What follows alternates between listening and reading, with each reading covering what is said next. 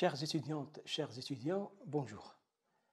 Dans le cadre de ce module intitulé Poésie et versification, je continue aujourd'hui avec le premier chapitre intitulé Vers et décompte des syllabes. Premier axe, la notion de vers. Au plan étymologique, le mot vers vient du latin versus, qui veut dire sillon, rangée, ligne. Ce sens va évoluer pour signifier ce qui retourne à la ligne. Dans le dessein de mieux définir et cerner la notion de vers, le choix porte tout d'abord sur la définition donnée par le dictionnaire historique de la langue française, qui précise ceci, je cite, « Le vers se dit dès l'origine d'un assemblage de mots mesurés, ordonnés selon des règles déterminées et formant l'unité rythmique de base d'un poème. » Je ferme citation. Selon cette définition, le vers assemble des mots mesurés, formant un segment d'énoncé et constituant une unité d'ordre rythmique. Une unité d'ordre rythmique, fondée sur des règles bien observées. Je vous convie de même à réfléchir à une définition du vers donnée cette fois-ci par le dictionnaire de critique littéraire. En effet, Joël Garde-Tamine et Marie-Claude Hubert soulignent dans ce collectif que, je cite, « Le vers est une unité constitutive du poème, marquée par la typographie, le passage à la ligne et généralement une majuscule initiale, intermédiaire entre la syllabe ou le pied et la strophe ou le poème lui-même. » Je ferme citation.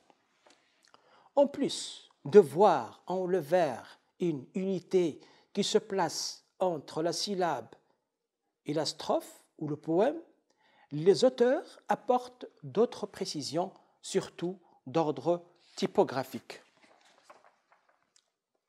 Je me propose maintenant de mettre en parallèle ces deux définitions et les exemples suivants.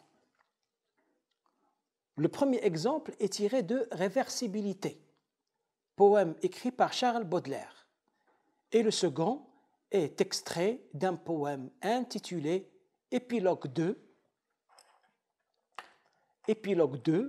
écrit par Paul Verlaine. Mon objectif est non seulement de mettre au clair la justesse des deux définitions, mais aussi de vous présenter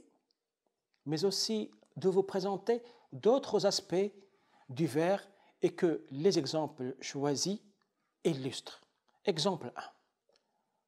Ange plein de gaieté, connaissez-vous l'angoisse, la honte, les remords, les sanglots, les ennuis et les vagues terreurs de ces affreuses nuits qui compriment le cœur comme un papier qu'on froisse? Ange plein de gaieté, connaissez-vous l'angoisse?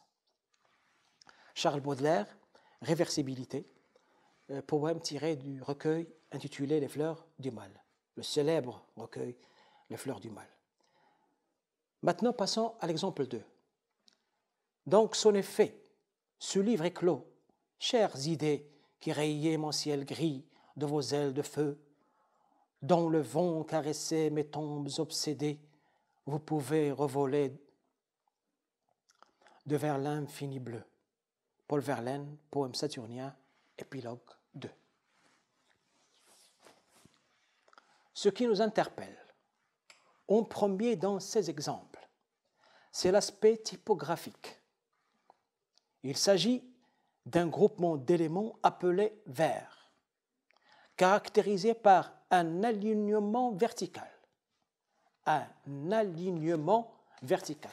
Par exemple, ces strophes-là, formées de ces vers, il y a un alignement vertical.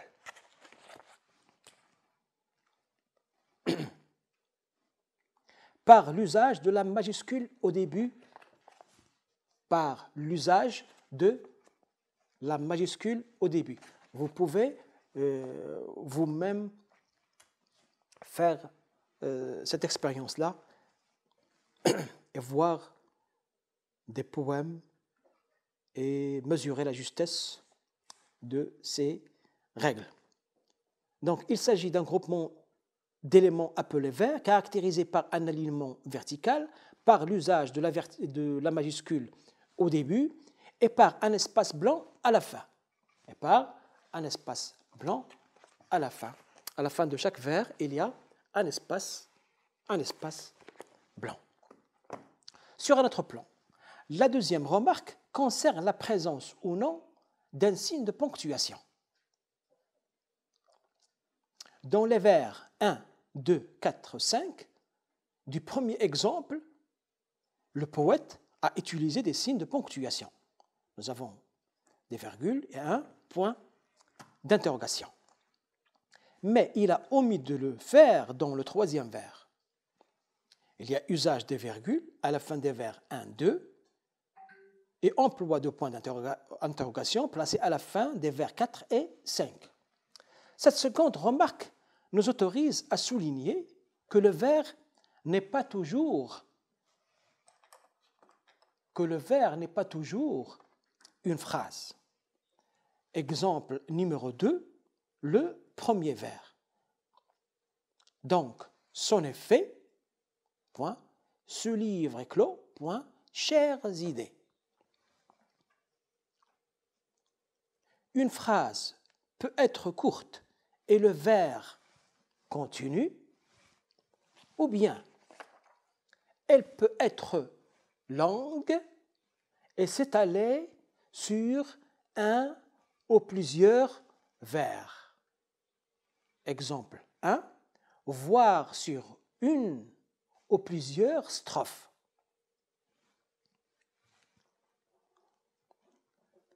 Exemple 3, une aube affaiblie verse par les champs la mélancolie des soleils couchants.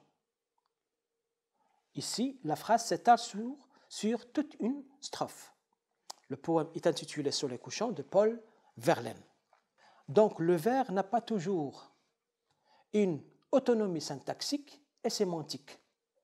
La phrase est une unité de sens, alors que le vers est une unité métrique. En somme, à partir de ces définitions et des exemples qu'on vient d'examiner, il est aisé de relever les traits qui caractérisent le vers, à savoir, la majuscule est nécessaire au début du vers. Le retour à la ligne après un nombre déterminé de syllabes est délimité par le maître employé et par la forme poétique choisie. Le vers forme la strophe et ce groupement de vers forme le poème. Le vers occupe une place médiane entre la strophe et tout le poème. Le vers est également terminé par la rime. Le vers est une unité métrique et le mètre est la mesure du vers. En d'autres termes, le mètre est le nombre de syllabes prononcées dans un vers. Ainsi, comme en atteste le chapitre 2, il est possible de découvrir toute une gamme de vers employés par les poètes classiques et modernes. Après cette définition du vers français, nous passons maintenant au deuxième axe, intitulé « Le décompte des syllabes ». En général, un vers comporte un certain nombre de syllabes. Le décompte syllabique est le calcul ou le dénombrement des syllabes, ce qui permet de désigner le maître employé par le poète. La voyelle est le point. La voyelle est le point culminant de la syllabe, qui est une unité phonétique fondamentale intermédiaire entre le phonème et le mot. Henri Morier illustre ce point dans les termes suivants. Je cite, « La voyelle est le point culminant de la syllabe. Une consonne est l'un des sons accessoires et transitoires possibles. » Je ferme citation. Donc, la syllabe peut être formée d'une voyelle ou d'un groupe de lettres constitué d'une voyelle et de consonnes. Cet ensemble de phonèmes se prononce d'une seule émission de la voix. Autrement dit, la syllabe est un phonème ou un groupe de phonèmes pris ensemble et organisés autour d'une voyelle. Afin de distinguer et de comptabiliser les syllabes, on les sépare graphiquement par un trait oblique. Cette opération s'appelle scander un vers, ou faire le décompte syllabique, ou encore procéder au découpage d'un vers. Mais cela n'est possible que par le recours aux règles de la délimitation syllabique et qui sont les suivantes. Règle 1. On compte autant de syllabes que l'oreille perçoit de voyelles. On compte autant de syllabes que l'oreille perçoit de voyelles, et non ce que l'œil perçoit de voyelles. Il y a une différence. Exemple, suave, suave. Eros. Nous avons ici 2 syllabes. Règle 2. Une syllabe peut être formée uniquement d'une voyelle. Une syllabe peut être formée uniquement d'une seule voyelle. Dans cette opération, 2 cas sont à distinguer. Premier cas, les voyelles à elles seules peuvent former des syllabes. Il s'agit d'une sorte de voyelle indépendante. La voyelle ne fait pas partie d'un mot. Indépendante dans ce sens-là. Il ne fait pas partie d'un mot. Exemple, défile sans trêve, défile pareil à de grands soleils, couchant sur les grèves. La préposition ici à forme à elle seule une syllabe. Deuxième cas, la voyelle fait partie d'un mot. La voyelle fait partie d'un mot. Exemple, origine, origine. La voyelle O forme à elle seule une syllabe. Nous avons O, ri, jin. Règle 3. Une syllabe peut être formée d'une voyelle plus une consonne. Donc nous avons voyelle plus consonne. Par exemple, armée. Le mot armée. Armée. La voyelle A plus la consonne R. Règle 4. Une syllabe peut être formée d'une consonne plus une voyelle. Une consonne plus une voyelle. Exemple, bonté. Bonté. Nous avons la voyelle en, nasale. Nous avons la consonne B. B plus voyelle. Bonté.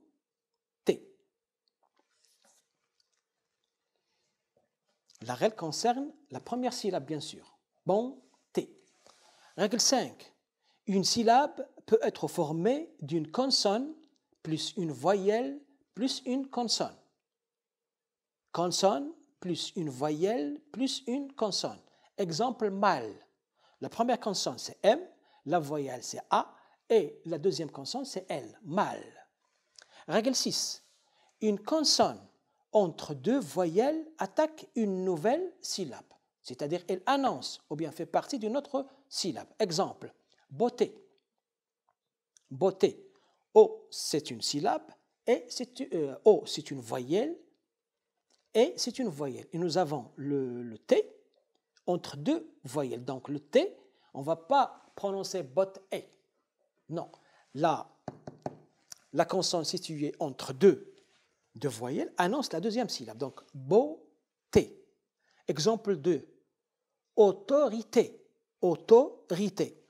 Cet exemple met en évidence 3 règles. Autorité. Une voyelle peut constituer à elle seule une syllabe, donc O. Il s'agit de la syllabe initiale O. Une consonne située entre deux voyelles attaque une nouvelle syllabe. C'est le cas de la consonne T et R. T est située entre deux voyelles, premier O et le second, et R est situé entre la voyelle O et la voyelle I. La troisième règle selon laquelle une syllabe peut être formée d'une consonne et d'une voyelle. T, autorité, T plus le E. Règle 7. De deux consonnes placées entre deux voyelles, la première est considérée comme l'élément décroissant de la première syllabe et la seconde comme l'élément croissant de la seconde syllabe. La coupe s'établit ainsi. Accident. Accident. Nous avons une double consonne. On ne va pas prononcer A, que, si. Non. Accident. Actif. Je répète, nous avons une double consonne. La première consonne va être comptée avec la première voyelle, hein, et la seconde consonne avec la voyelle qui suit. Règle 8. Dans le cas où il y a présence de 3 consonnes entre deux voyelles, donc dans l'exemple, la règle 7, nous avons 2 consonnes situées entre 2 voyelles. Et parfois, nous avons une double consonne située entre 2 voyelles. Maintenant, la règle 8, nous avons 3 consonnes situées entre 2 voyelles. Comment les départager? Comment faire le décompte? Dans le cas où il y a présence de 3 consonnes entre 2 voyelles, les deux premières consonnes sont considérées comme éléments décroissants de la première syllabe. La troisième comme élément croissant de la seconde syllabe. La coupe s'établit selon la façon suivante. Par exemple, dans le mot obstiné. Obstiné. Nous avons une voyelle O, 3 consonnes B, S, T, une voyelle, puis une consonne N et la voyelle E. Le décompte syllabique est le suivant. Obstiné, obstiné, obstination. Voyelle plus 2 consonnes, ça fait une syllabe. La deuxième syllabe, la consonne plus la voyelle. La troisième syllabe, la consonne plus la voyelle. Règle 9. Règle 9, la syllabe est dite ouverte lorsqu'elle se termine par une voyelle. C'est une règle très très simple. Lorsqu'une syllabe se termine par une voyelle, on dit que la syllabe est ouverte. Par exemple, beau, bleu. Troisième exemple, nous avons cou. Je l'ai placé exprès parce qu'il se termine par un P. Mais ici, c'est pour l'œil, mais pas pour l'oreille. Rappelez-vous ce que j'ai dit tout à l'heure. Cou. Ce que nous prononçons, c'est la voyelle OU. La voyelle est ouverte. Règle 10. La syllabe est dite fermée lorsqu'elle se termine par une consonne. Exemple, brouillard, brouillard, balle, fleur, clair. Adjectif et substantif. Nous avons clair et le clair. Je passe maintenant à l'axe 3 qui concerne le E caduc que je vais prononcer prochainement, le caduc, parce que on doit appliquer la règle de l'élision, donc le caduc. La règle fondamentale de la métrique française est que les vers soient constitués d'un nombre identique de syllabes. Ceci est communément établi, sauf pour les poèmes où le non-respect de cette règle est intentionnel et dicté par la recherche de plus de musicalité. Dans ce cas, il s'agit de vers hétérométriques. Ainsi, scander un vers équivaut à en distinguer rigoureusement les syllabes. L'un des points qui demande plus d'égard durant le découpage est certes celui du E caduc, dit aussi E muet ou E à éclipse. E à éclipse, puisqu'il disparaît dans certains cas et réapparaît dans d'autres. Pour mieux cerner la question du E muet, les cas majeurs suivants s'imposent à notre intention. Règle 1. E muet précédé d'une consonne. À l'intérieur d'un vers. Nous avons un vers à l'intérieur d'un vers. Le muet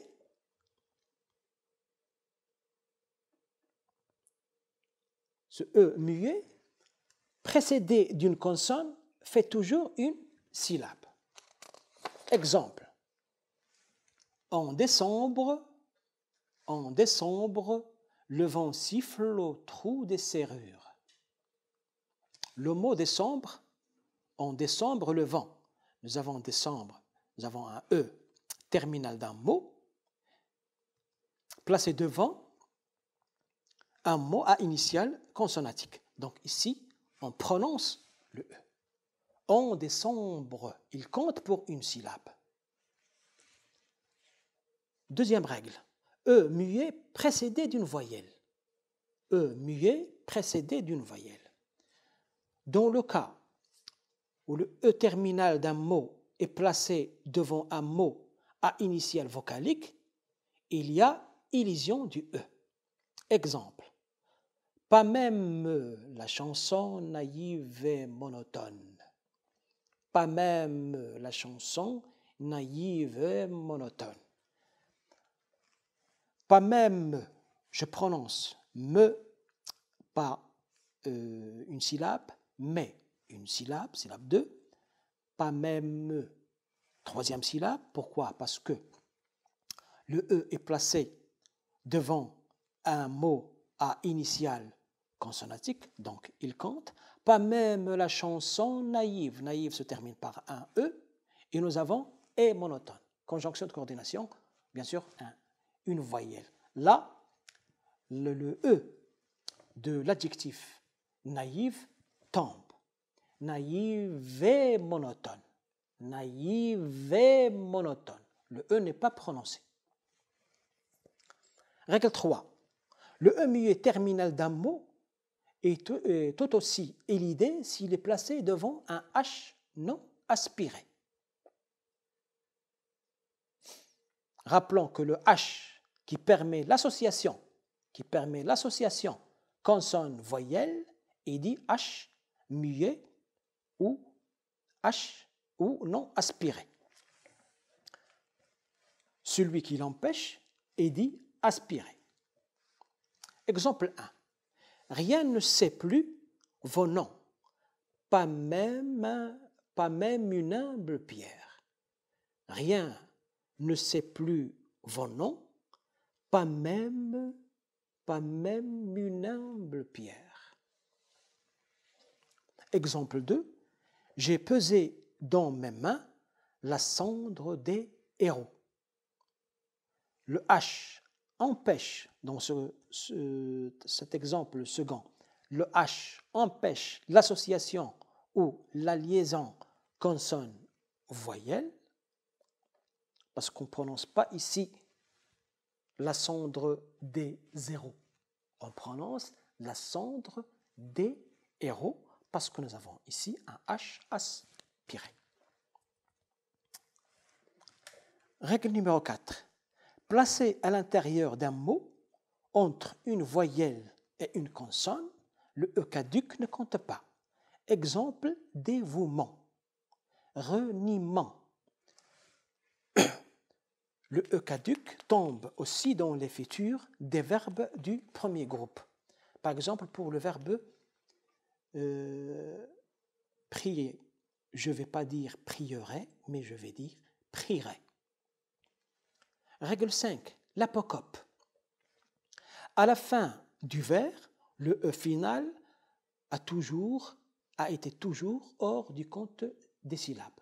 Cette chute du E est appelée apocope. C'est une règle très simple. Lorsque nous avons un E, à la fin d'un vers, le E ne compte pas. Par exemple, déjà les beaux jours, la poussière. Déjà, deux syllabes, les troisième syllabe, beau, quatrième syllabe, jour, cinquième syllabe, la, sixième syllabe, pouce, septième syllabe, et sière, huitième syllabe. Il s'agit ici d'un octosyllabe. On ne prononce pas la poussière. On ne prononce pas la poussière. Un ciel d'azur et de lumière. Même chose. Le E, terminal d'un vers, ne compte pas. Il faut remarquer aussi que le E caduc subit un retranchement en fin de vers, même s'il est suivi de S. Désinence nominale du nombre. Exemple, des rochers, des torrents et ces douces images. Des rochers, des torrents et ces douces images. Le E n'est pas prononcé même s'il est suivi par un S. Le E caduc tombe s'il est suivi de S, qui est la désinence aussi verbale ou terminaison de la deuxième personne du singulier, du présent, de l'indicatif, ou de NT, désinence verbale de la troisième personne du pluriel. Par exemple, je marche sans trouver de bras qui me secourent.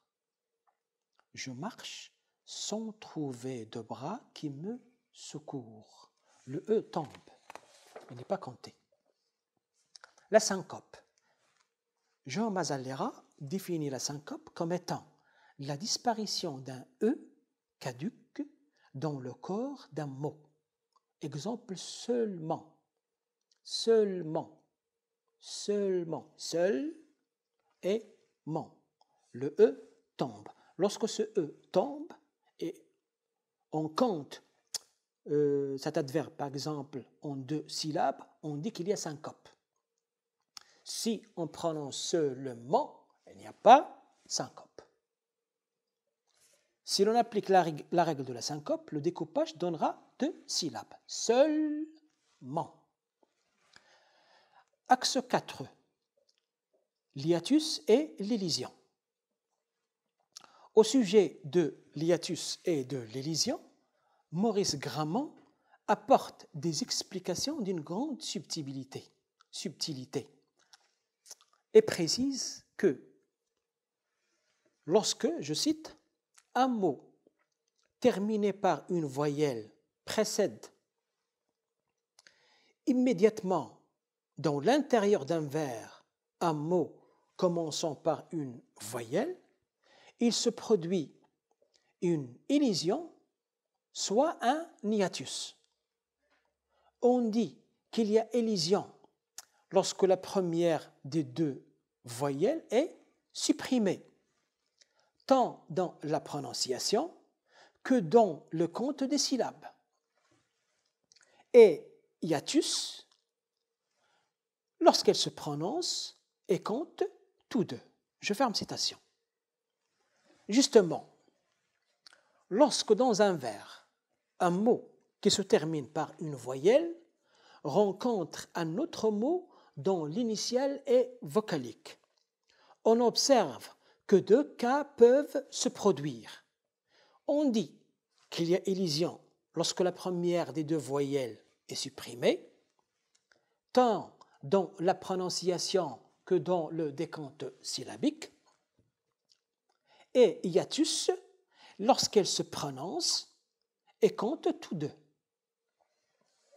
Premier cas, l'élision. L'élision, c'est un nom féminin qui veut dire suppression.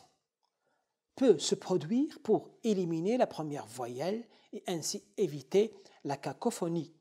Exemple, l'épée au flanc, l'œil clos, la main encore remue. Notre règle se trouve là, l'œil. L'œil, on ne dit pas le œil, mais on dit l'œil. Ici, on parle d'illusion, parce que le E de l'article du déterminant est supprimé, elle tombe. Le vers est de Victor Hugo, le poème est intitulé « Le retour de l'empereur ». En plus de ce que je viens de vous préciser, l'apostrophe est le symbole typographique propre à l'élision. D'autres exemples, l'œil, l'armée, l'élégance. L'armée, l'élégance. On ne dit pas la élégance, on dit l'élégance. On ne dit pas la armée, on dit l'armée. Donc, l'apostrophe signale toujours la règle de l'élision. Règle 2, l'hiatus. Le mot hiatus, un nom masculin, signifie entrebâillement. Le verbe entrebâiller veut dire ouvrir à demi. L'entrebâillement fait allusion à la rencontre de deux voyelles. Effectivement, lorsque deux voyelles se suivent, la bouche reste à demi ouverte. Par exemple, il a à aller à la banque. Il a à aller à la banque. Vous remarquez, vous pouvez faire l'expérience vous-même. Exemple 2. Accordez-le à mes vœux, accordez-le à mes crimes. Ce qui nous ramène à parler d'une autre règle pour l'exemple 2. Parce qu'ici, comme vous remarquez, accordez-le à mes vœux. Nous avons le E ici qui ne tombe pas, même s'il y a rencontre de deux voyelles. Ce qui nous ramène à parler d'une autre règle, le E du pronom le, après un verbe à l'impératif, ne peut être élité, surtout en français moderne. Lorsqu'on a un verbe à l'impératif, le E du le ne tombe pas. Accordez-le à mes vœux, accordez-le à mes crimes. Ici, on applique l'hiatus, la règle de l'hiatus. Axe 5, le décompte des diphtongues. On appelle diphtongue, nom féminin, la succession de deux voyelles qui peuvent être prononcées, selon deux cas. Soit d'une seule émission de la voix et constituée ainsi, soit d'une double émission de la voix et constituée ainsi de syllabes, et l'on parle de diérèse, soit d'une seule émission de la voix et formée une seule syllabe. Et l'on parle dans ce cas de synérèse. 1. La diérèse. La diérèse signifiant en grec division. Elle est donc la séparation en deux syllabes de deux voyelles en contact dans un mot. Ce sont des voyelles voisines. Exemple, envole-toi bien, loin de ces miasmes morbides. Va te purifier dans l'air supérieur et bois comme une pure et divine liqueur le feu clair qui remplit les espaces limpides. On va faire ensemble le compte syllabique du premier vers. Envole-toi, bien loin, 6. De ces miasmes morbides, 12. Vers 2. Va te purifier dans l'air supérieur. Si on applique la règle de la synérèse, on aura 10 syllabes. Donc on aura un faux vers. On doit ici appliquer la règle de la diérèse. Va te purifier dans l'air supérieur. Dans supérieur, nous avons la règle de la diérèse. Dans le verbe purifier, on a appliqué également la règle de la diérèse. Ce peine d'avoir un vers qui est faux. La synérèse. À l'inverse de la diérèse, la synérèse signifiant en grec resserrement et la réunion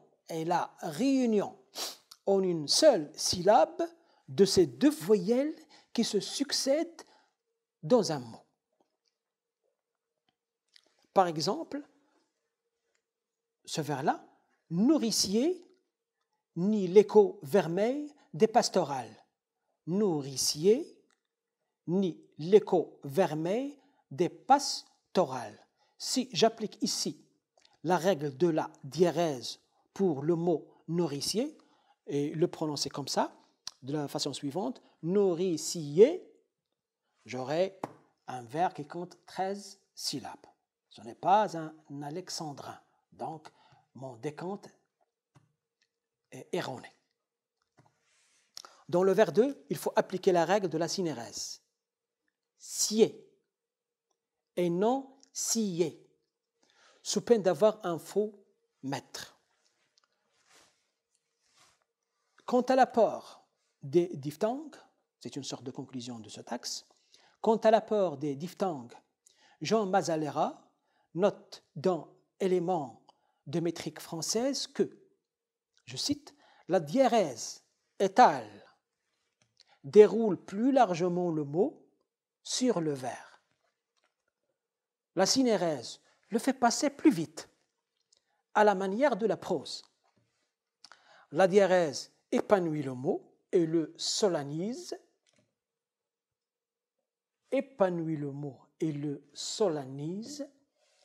tantôt avec noblesse, tantôt avec douceur. La synérèse l'abrège et le durcit. Cette remarque concerne ce que la scansion syllabique des diphtongues apporte à la diction poétique. La diction, la manière de dire, la manière de lire un poème. Ce que la scansion syllabique des diphtongues apporte à la diction poétique. Sinon, ce qui la rapproche de la diction prosaïque. Autrement dit, lorsqu'on applique la synérèse, on s'approche plutôt de quoi? De la diction prosaïque. Quoi qu'il en soit, pour surmonter la difficulté du décompte des diphtongues, le moyen qui semble le plus simple pour savoir si l'on doit les prononcer en diérèse ou en synérèse est de comparer le cas en question en se référant au découpage syllabique des vers environnants. Merci de votre attention.